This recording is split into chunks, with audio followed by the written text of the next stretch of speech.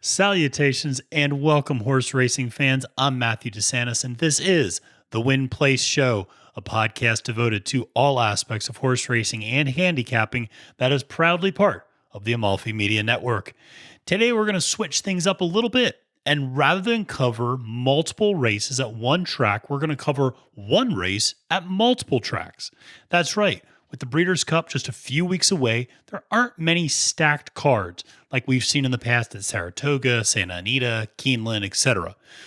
Therefore, what we're going to do is cover one race at three different tracks. We're going to cover one race at Keeneland, one race at Santa Anita, and one race at, wait for it, Delta Downs down in Louisiana. That's right. But before we break it all down, just a quick reminder to follow, download, rate, review, and share the Win Place Show on the podcast platform of your choice. I'll have a podcast-only episode on Monday where I recap what I got wrong, what I got right from over the weekend, lessons learned, and maybe even a little bit of a sneak peek if we learn any Breeders' Cup news. Remember that we have horse racing content for any preferred consumption platform. If you enjoy listening, of course, we have the Win Place Show podcast. If you enjoy watching videos, well, we have the Win Place Show on YouTube as well. So go search Win Place Show on YouTube and subscribe to our channel. And if you prefer reading, well, guess what? We got a blog that corresponds with these episodes in which I give you the Win Place Show picks for the entire card. Now, I will say that this week, even though we are previewing three different tracks in this episode, the blog will just focus on the Win Place Show picks at Keeneland's card on Saturday. As much as I would love to handicap about 30 different races, the more races I cap on a day, the quality goes down. So I'd rather keep the quality high and spend a lot more time emphasizing that than just trying to give you some quick and dirty analysis on a lot of races. I'd rather give you, I think, some in-depth and hopefully insightful analysis on fewer number. Now, the best place to get all of this information is to head over to amalfimedia.com and follow me on Twitter at the handle @FailedToMenace. Also, those blogs are a great starting point for getting your stables ready for Stable Duel contests, as I include fantasy stable prices next to all of my picks. If you haven't gotten into Stable Duel, check it out. It's a lot of fun. They have a lot of free contests as well. It's a great way just to get started if you just go, well, I don't want to wager any money. Even though a lot of the contests are only $5 or $10, still, if you go, well, I'd rather just do something for free. Hey, they have free contests. It's a lot of fun. You get to learn a little bit. I have a good time doing it. I actually just won a pretty hefty chunk of change the last couple of weekends by winning contests out at Santa Anita and Keeneland. So you can also win a fair amount of money doing this as well. So anyway, that's a lot of fun. And also, if you follow me on Twitter, @FailedToMenace, I'll be posting short preview videos for Santa Anita Friday, Saturday, and Sunday, giving you advice for some of the long shots and best values to play for Stable Duel. Okay, now finally, make sure to interact with us on Twitter, on YouTube. Let us know what you think of the races, how you think they're going to break down this weekend, and share with your fellow horse racing fanatics on social media. Okay, let's talk stakes races. And folks, we're heading down to the Bayou. We're going to do this in kind of reverse chronological order. We're going to start with the race that actually has the latest post time and work our way backwards. But that is going to be at Delta Downs, not Delta Dawn. We're not talking about Tanya Tucker songs here. We're talking about Delta Downs. And that is the Gold Cup, which is one of their big stakes races for Louisiana-bred horses. The post time is 10:38 p.m. Eastern, so stay up late on Saturday night if you watch some college football, and then tune over to Delta Downs for the late night show. And it is 7 furlongs, like I said, for 3-year-olds and up on dirt. And so let's take a look at that field for the Gold Cup. And this is a 10-horse field at Delta Downs. In the number 1 post, you have Maga Man, trained by Stephen Flint and jockeyed by Timothy Thornton. Then Under Pressure, trained by Chris Richard, jockeyed by Gerard Melancon. Then Langsday, trained by Lee Thomas, jockeyed by Ty Kennedy. Then Morning Line Favorite No Parole, trained by Tom Amos and jockeyed by Diego Sainz. Choo Choo's Legacy, the second favorite, trained by Alan Landry and jockeyed by Joe Stokes. Trey's Midnight Moon, trained by Corral Richards and jockeyed by Devin Magnan. Then Grand Luigi, love that name, trained by Gerard Perron and jockeyed by Pedro Cotto Jr. Then Speak to Me of Love, trained by Bernard Chatters and jockeyed by Kevin Smith. In the 9-hole, you have Bistrea, trained by David Gomez and jockeyed by Joel Dominguez. And then finally, Izzy's Baby Boy, trained by Scott Gellner and jockeyed by Rye Eichelberry. So let's talk a little bit about this race. And let me first start by saying there's a proud tradition of Louisiana-bred horses. I know that's something that I've always enjoyed following. You have a lot of really big names. People like Kent DeSormo coming out of that Louisiana, colony, that background. So I always liked following that.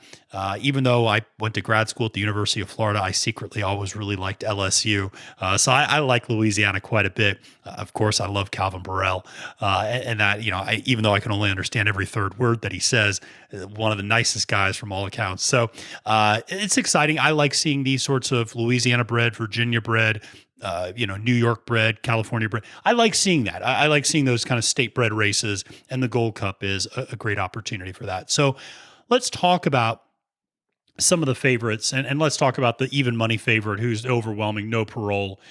This is a horse that is a favorite for a reason. And by a substantial margin. As you saw, if you're watching on YouTube, the next closest favorite is Choo Choo's Legacy at 5-1. So you have No Parole that's going off at even odds, and then you have Choo Choo's Legacy going off at 5-1.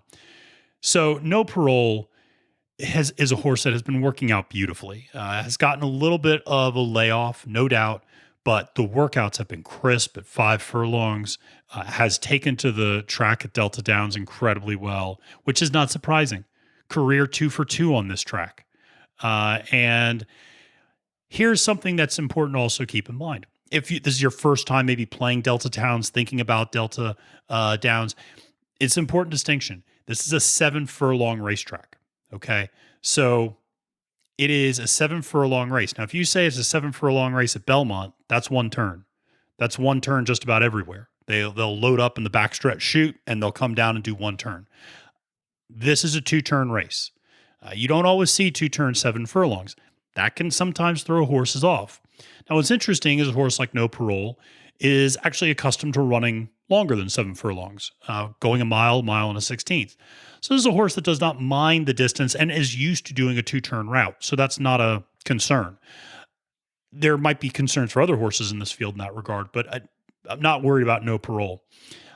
This is a horse that has stepped up in class, has run in big-time graded stakes races against big-time competition. This is a horse that, has run against some of the best in the division, has gone up against CZ Rocket, has gone up against Whitmore, okay? Has gone up against a horse like Diamond Oops, has gone up a horse like Echo Town and Tap It to Win.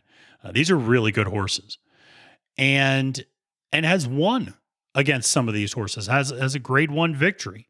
So this is, like I said, a very, very classy horse.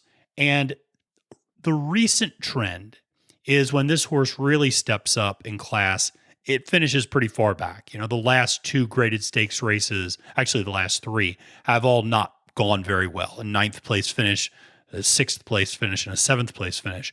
But when this horse runs at the level that it's running at now, it has a very, very, very good record. And it just wins at that level. And honestly, that's about all it does. Either this horse wins or it doesn't even hit the board. But at this level, this horse is really clearly the horse to beat. Great workouts. And I'm not too concerned. 2 trips out ago, ran on turf at a lower level, finished 4th. I'm not really worried about it. This is not a turf horse. This is a dirt horse. And this is a horse that, like I said, has some experience running over a mile, doing 2 turns, winning at 2 turns as well at Delta Downs. So I'm not worried about this morning line favorite. There's not a lot to dislike about this horse. I mean, maybe you nitpick and go, well, the last two races haven't been great. But again, I think this is returning to some sense of normal and some sense of familiar going back to Delta Downs. Now, what I will say is the second favorite, Choo Choo's Legacy, I'm not the biggest fan of.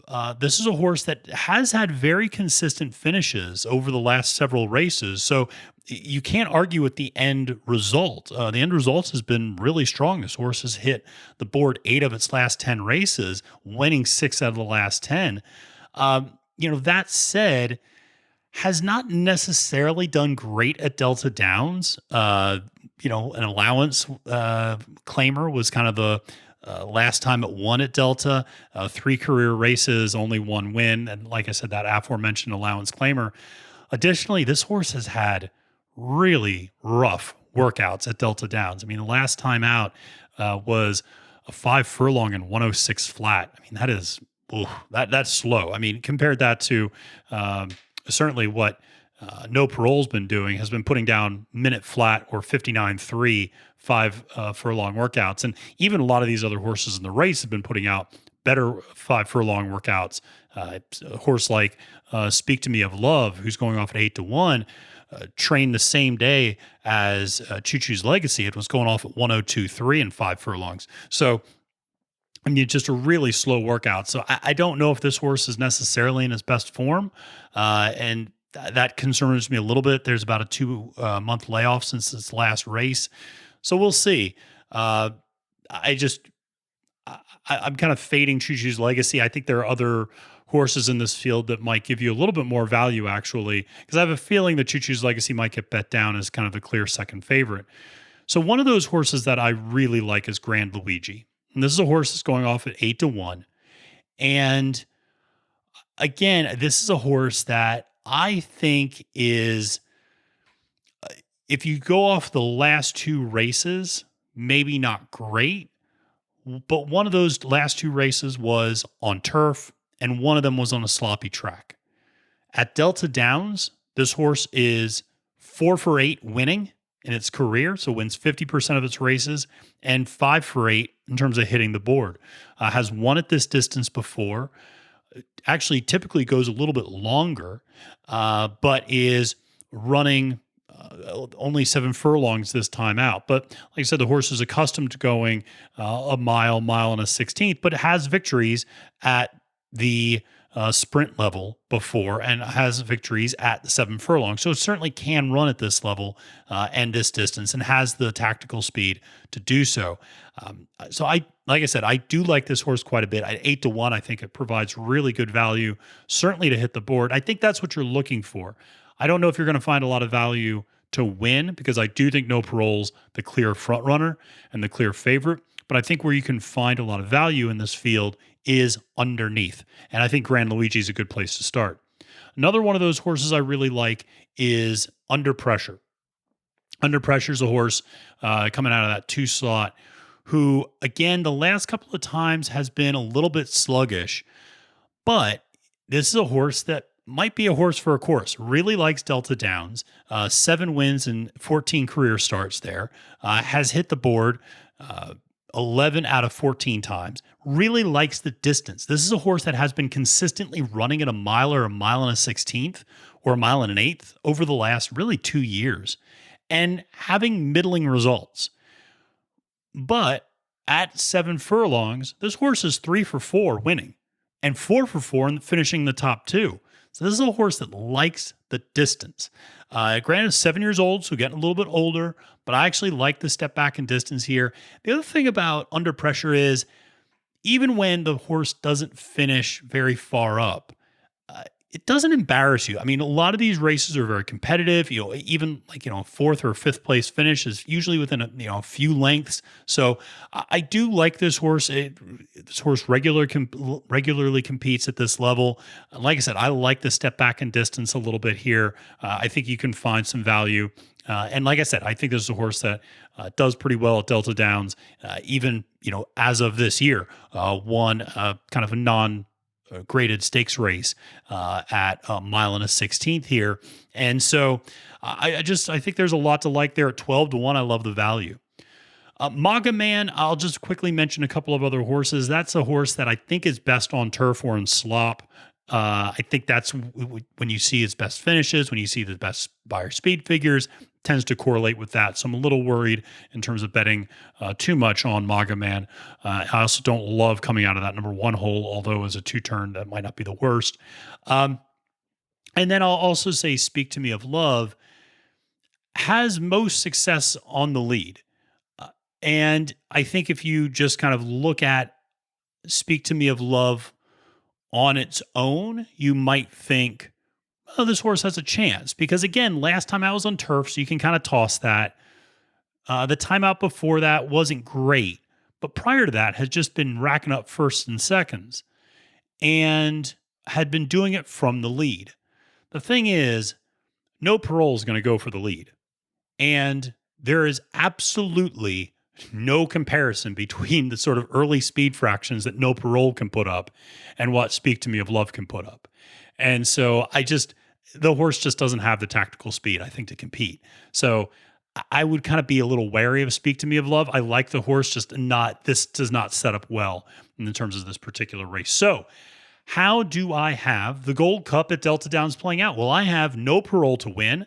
I have Grand Luigi to place, and I have Under Pressure to show. I think that's where you're going to get your value is underneath on this one. So like I said, I like Grand Luigi and Under Pressure underneath No Parole. Well, let's switch tracks and let's head out to the West Coast and let's go out to Santa Anita for the seventh race out there, which is post time of 7:08 p.m. Eastern and 6.5 furlongs on the downhill turf. And this is, of course, the California Distaff Handicap. So let's take a look at this field for the Distaff Handicap. Like I said, 6.5 furlongs on the downhill turf track, 3-year-olds and up, fillies and mares. Typical California, we got a 6-horse field. So not a lot of value necessarily to be spread around when you have that small of a field. These sorts of things happen. So in the number one post position, you have Warren's Showtime, trained by Craig Anthony Lewis, jockeyed by Juan Hernandez. Then Classic Bell, or Cassie Bell, I should say, trained by Sean McCarthy and jockeyed by Taylor Bays. Then Pulpit Writer, trained by Mike Pupi and jockeyed by Drayden Van Dyke. Anna Fantastic, trained by Karen Headley and jockeyed by Edwin Maldonado.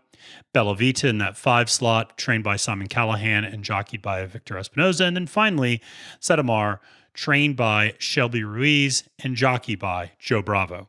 So let's talk a little bit about that field. And there's, of course, 6 horses in this one. So I'm not going to necessarily hit all of them just because we're talking about 3 different races today. But what I will say is let's talk a little bit about the favorite. Let's start there and kind of go from what we have after that. Warren Showtime is the favorite, and appropriately so. Going off at 9-5. Don't necessarily love the inside post position on a sprint race, but for that downhill turf course, it's a little bit of a funky configuration. I don't hate it either. 11 for 11 hitting the board at Santa Anita on turf. That's about as good as you're going to get. So this horse, like Santa Anita's turf, does well at Santa Anita.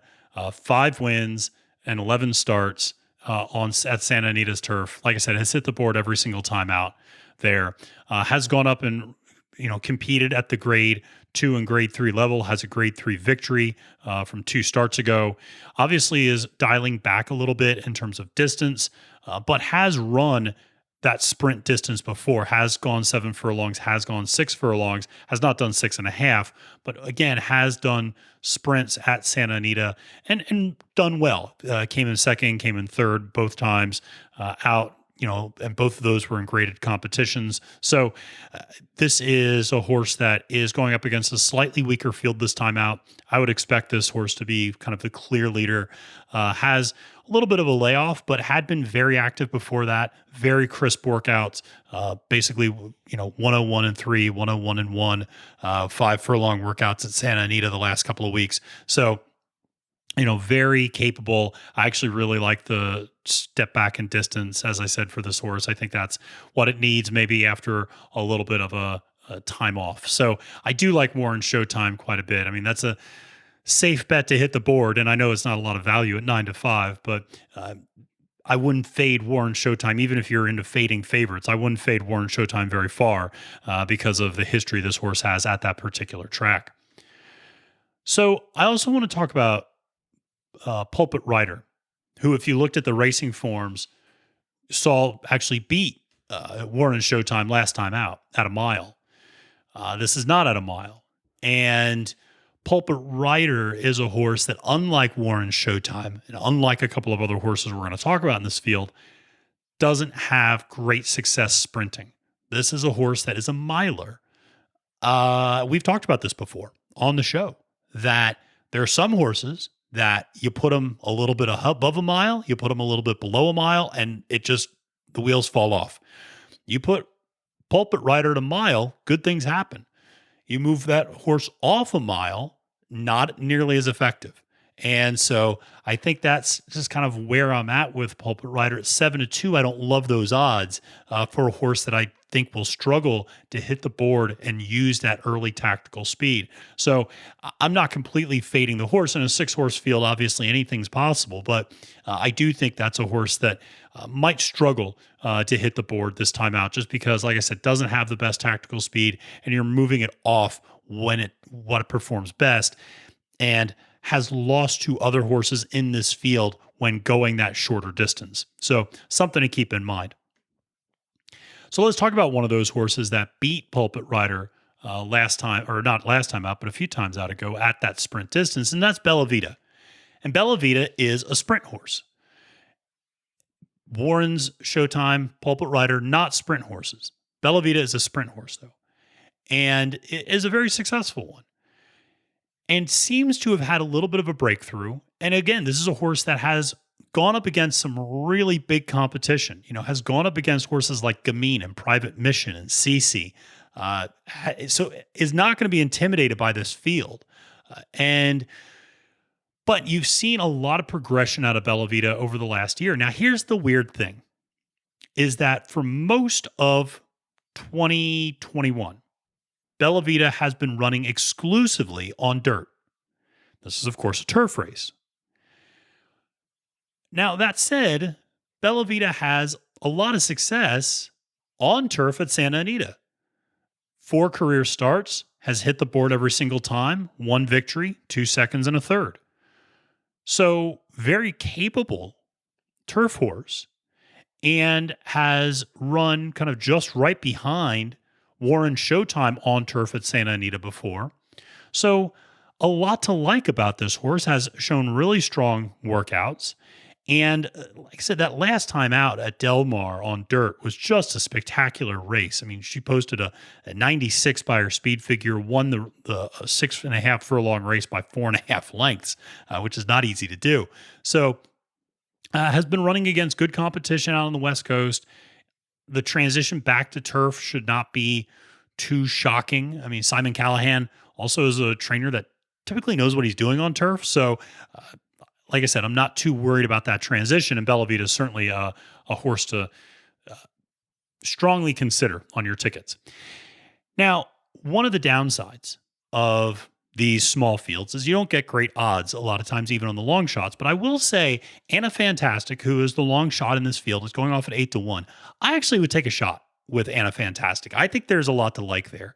This is a turf sprint horse, and there's not a lot of those in this field, interestingly enough. But this is a turf sprint horse who is very consistent, probably does not have the top end speed figures to win, but has been putting in some really nice workouts. And the bullet workout last week, early this week, I should say, Santa Anita, 36-3 for 3 furlongs, also stretched out and did a 6 furlong workout in 1:14-2. A couple 5 furlong workouts at 101. So this is a horse that's really done well working out. And again, is a sprint turf horse, and is 2 for 2 at Santa Anita in terms of hitting the board. At 8-1, that's the best value in the field. I really love this horse. I think this horse is going to surprise people. I think this horse is going to hit the board. So I think that's where you take your shot in terms of finding some value, because I do think Warren, Showtime, and Bellavita are probably the two classiest horses in the field. But I think Anna Fantastic's going to break up that chalk fest a little bit if you're looking at exotics. So how do I have the California Distaff handicap breaking out? Well, I have Warren's Showtime to win. I have Anna Fantastic to place. That's where I think you're going to find your value. And then I have Bellavita to show. Okay, well, let's move to the final race that I'm going to preview in the final track, which is, of course, the heartland of America, going to Kentucky, the Bluegrass State, and going to Keeneland. And so this is a graded stakes, not just a graded stakes, but a grade 1 Queen Elizabeth II Challenge Cup Stakes, which is a post time of 4:44 p.m. Eastern, mile and an eighth distance for 3-year-old fillies on turf. So let's take a look at that field for the California Distaff Handicap. Or I'm sorry, the Queen Elizabeth II Challenge Stakes. So, like I said, mile and an eighth, 3-year-olds and up, 10-horse field. Let's run through it. In post position 1, we have Burning Ambition, trained by Brad Cox and jockeyed by Florent Giroux. Then a series of Irish horses, Technical Analysis, trained by Chad Brown, jockeyed by Jose Ortiz. Shanta Sarah, trained by Chad Brown, jockeyed by Flavian Pratt. Empress Josephine, trained by Aidan O'Brien, jockeyed by John Velasquez. Nicest, trained by Donacha O'Brien, Aidan's son, and jockeyed by Julian Leperoux. Then we finally get back to some American horses. Queen Goddess, trained by Mike McCarthy and jockeyed by Tyler Gaffalione. Lady Spate Spear, trained by Roger Atfeld and jockeyed by Emma Jane Wilson. Flippant, trained by Victoria Oliver and jockeyed by Rafael Bajanero. And then another Irish horse, Cloudy Dawn, trained by William Haggis and jockeyed by Brian Hernandez Jr. And then finally, closing remarks, trained by Carla Gaines and jockeyed by Umberto Rispoli. So let's talk about this field. And this is a really good race. This is one of the most enjoyable races to handicap that I've had, because it's tough to pick a winner. And I'll be honest, it was tough to even pick a top 3, because I think you could make a case for nearly every horse in this field. But let's start with the favorite, Empress Josephine. Now, if that name sounds familiar and you listen to my show, it's because we just talked about her last week. That's right. Empress Josephine ran in the First Lady Stakes at Keeneland last Saturday, finished third. Hell of an effort. Came within about a length of beating Blowout from that race. And is coming back and running in this race. That is shocking, to say the least. I know European horses are more used to running more regularly and are kind of trained to run more regularly. But even that said, this is unprecedented for Empress Josephine to do a 1-week turnaround. She has never done that before. The quickest turnaround she's had is a 2-week turnaround early in her career. And that second race, she promptly finished 10th in a 15-horse field. So I don't know what Aidan O'Brien's thinking here. Maybe she's going to scratch. I just don't know. That race last week took a lot out of her. I mean, Blowout set some really impressive fractions, and that was a quick race. And she was coming at the end. I mean, she made up a lot of ground, but she really emptied herself coming at Blowout. I mean, maybe this horse really bounced back nicely, and we can expect, an incredible performance this week. But I'm just really surprised. I'm kind of fading Empress Josephine, especially against this class of horses. I mean, it's one thing if this horse came back a week later against, a lesser field, but you're going back-to-back grade 1s in a week's time. I'm not sure the last time that's happened. I'm sure somebody who knows horse racing history would better than me could tell me, but that's an amazing stat. So let's move off of Empress Josephine. And let's look at the two Chad Brown horses, because you got to look at the two Chad Brown horses if you're talking about a turf race, Technical Analysis and Shantasara. And what's interesting is they're kind of dichotomies of each other, because Technical Analysis is the proven commodity and Shantasara is the kind of up-and-coming horse. And Technical Analysis is a consecutive graded stakes winner the last 2 times out at Saratoga. I mean, this is a really good horse. Has beaten very good fields. And managed to get to Keeneland, work out on the turf prior to the race. Well, it wasn't an overwhelming workout, but still getting used to that turf is important. And Chad Brown got a sense of how both she and Chanticera ran. So, because they both worked out on turf at Keeneland. So, again, I like that a lot. There's some question with Technical Analysis on distance. Mile and an eighth is not a distance that she has traditionally run. She's been a little bit more at a mile and a 16th. When she's run a mile and an eighth one time at the Wonder again, she finished at 6th place. I mean, not 3.5 lengths off, but still 6th place finish.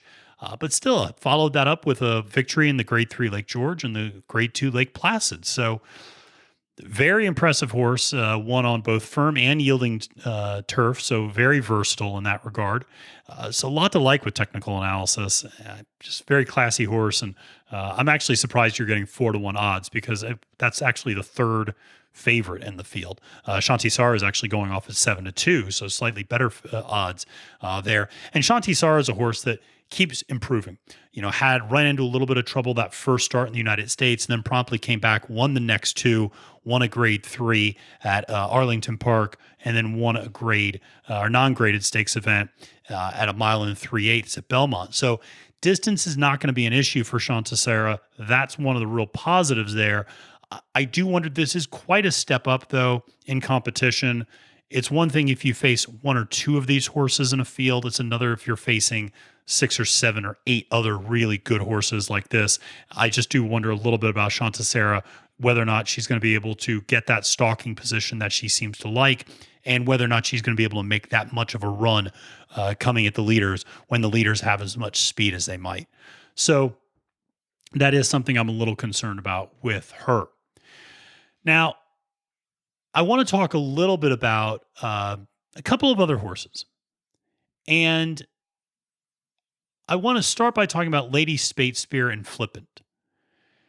Lady Spatespear is a horse that is improving, has been improving in terms of distance, has been improving in terms of speed figures, and has been winning and is 3 for 3 winning this year. Had almost a year-long layoff between September of 2020 and September of 2021 between the 2 races, but promptly came back and ran a very impressive race at a mile and a 16th last time out, last month. So are you going to expect another step in this progression of her maturation? If so, that puts her right there on the board, and I think right there with the leaders and the favorites. And at 8-1, those are pretty good odds. This is a pretty big step up in competition, though. That said, she won a Grade 1 race last year, and has certainly the capability of running some pretty big numbers. Again, a lot to like there. I still am a little concerned about that year layoff and what she's going to have against this caliber of competition in only the second race back. The horse that I really like for the value, though, is Flippant. I think it's a horse that learned to win finally.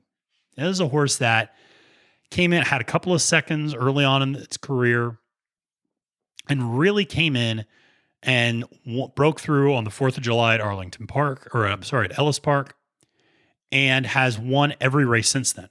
Won at Ellis Park twice and won at Colonial Downs. I was actually there that day for the Virginia Oaks at Colonial Downs. The interesting part, why I like Flippant in that particular race, is the horses that finished right behind Flippant in that Colonial Downs, Invincible Gal and Gold for Kitten, have gone on and done pretty well. More importantly, we've seen horses that have run at Colonial do really well just over the last week or two in this season at Keeneland. So it seems like there's a pretty nice translation between if you've run well at Colonial, if you've won on that turf, you're doing pretty well at Keeneland on that turf. So I tend to like that quite a bit. I think at 15-1, you're getting phenomenal odds on a horse that has good pedigree and on a horse that you don't have any questions on distance. You don't have any questions on surface. This is a horse that's progressing, learning how to win and going through things the right way, stepping up in competitions each time. This is a huge step up, no doubt. But I really like what this horse has to offer, and I think that this horse has a really good chance of hitting the board. And at 15-1, I just, again, really, really like Flippant quite a bit. So that said, and this is why I said that you could make a case for nearly every horse in this field. Cloudy Dawn at 15-1 in closing remarks, you'd be nuts discounting either of those horses. Cloudy Dawn, I like Cloudy Dawn more as a first-time shooter in the United States than Nicest. I think even though Nicest is going off at 10-1 and Cloudy Dawn's at 15, I actually think Cloudy Dawn has the better upside there, and actually has gotten in a nice workout at Keeneland on 3 furlongs.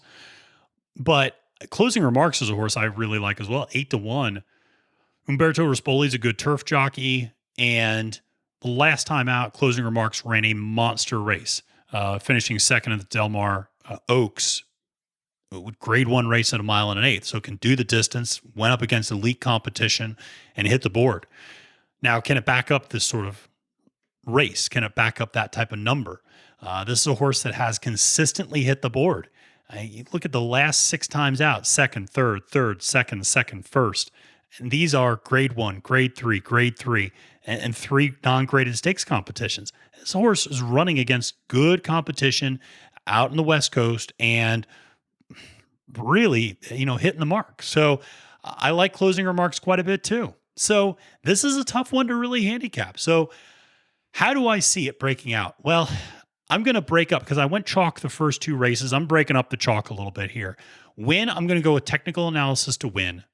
I'm going to go with closing remarks to place. And I'm going to go with a little bit of an upset. I'm going to go with Flippant to show. So technical analysis to win, closing remarks to place, Flippant to show. And that's how I see the Queen Elizabeth II Challenge Cup Stakes playing out. Well, that is it for today. I hope you enjoyed this slightly different episode of the Win Place Show podcast and YouTube show, where we previewed 3 different races at 3 different tracks, from the West to the Bayou to the Heartland. And remember to tune back on Monday. I'll give you what I got right, what I got wrong, and lessons learned from the weekend. Plus, we have a lot of fun episodes planned in the coming weeks. We have a really great lineup on Breeders' Cup Week. You want to subscribe, you want to follow, because I have some great interviews lined up with some huge names in the sport. I have some really fun episodes planned for that entire Breeders' Cup Week to get you ready for the big races in November. Finally, just a reminder to follow, download, rate, review, and share the Win Place Show on the podcast platform of your choice, and subscribe to the Win Place Show on YouTube, in addition to following me on Twitter at the handle @Failed to Menace. And check out amalfimedia.com for my picks for the entire Keeneland card on Saturday, and for all the great horse racing content you need to get you through the Breeders' Cup and beyond. Well, friends, until next time, I'm Matthew DeSantis, wishing you a great and prosperous day at the races, and reminding you that it's now post time.